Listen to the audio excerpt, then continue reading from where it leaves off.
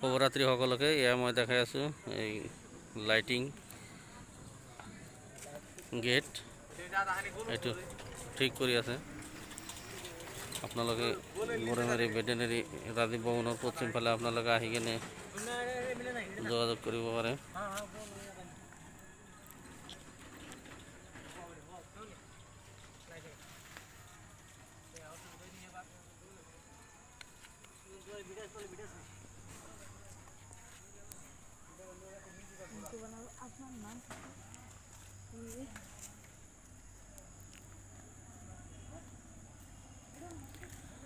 যিকোনো ধৰণৰ ৰাস পূজা,